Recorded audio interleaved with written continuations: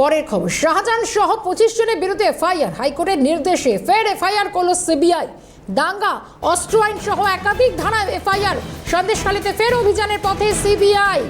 খুব গুরুত্বপূর্ণ, সন্দেশখালীতে ফের অভিযানের পথে সিবিআই। শাহজাহান, কাদের মোল্লা সহ অভিযুক্তদের ঘাঁটিতে আবারও অভিযান। সিবিআইকে মেইল করলেন পদ্মা মণ্ডল।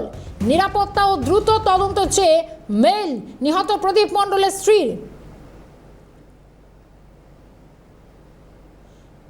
সঙ্গে রয়েছেন আমাদের এই মুহূর্তে টেলিফোন লাইনে আমাদের চিফ রিপোর্টার সত্যজিৎ মুখোপাধ্যায়। সত্যজিৎ, খুব গুরুত্বপূর্ণ, নতুন করে শাহজাহান সহ আরও 25 জনের বিরুদ্ধে নতুন করে আবারও আবেদন, সিবিআইয়ের এই পদক্ষেপ।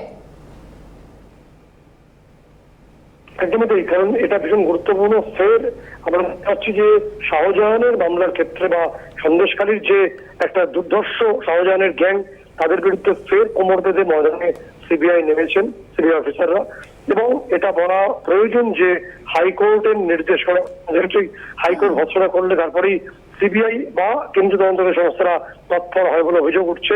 কিন্তু এক্ষেত্রে উল্টো ছবি, সিবিআই হাইকোর্টের নির্দেশের পরেই খুব দ্রুত এফআইআর রুজু করে এবং এফআইআর স্টার্ট করেই তারা আজকে যে ছবি উঠে আসছে, তারা প্রথমে মিনাখার যে এসডিপিও যিনি আছেন সেখানকার, তার সঙ্গে কথা বলেন এবং যাবতীয় যে পুরনো 2019-এর মামলার যে কাগজপত্র বা পেপার ডকুমেন্ট যা আছে সেগুলো তারা দেখে নিয়েছেন ইতিমধ্যে, সেগুলো হস্তান্তরিত হয়েছে, যেটা এই মামলার নির্দেশ অর্থাৎ হাইকোর্টের নির্দেশ মোতাবেকই হয়েছে।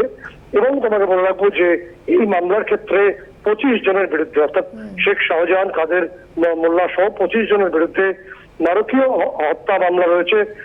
তৎকালীন বিজেপি কর্মী প্রদীপ মণ্ডলের যে খুনের ঘটনা ঘটেছিল সেই সম্পর্কিত। ইতিমধ্যে বারংবার অভিযোগ করেছে যে শেখ শাহজাহান তিনি জেলে বসেই নাকি সাম্রাজ্য চালাচ্ছেন।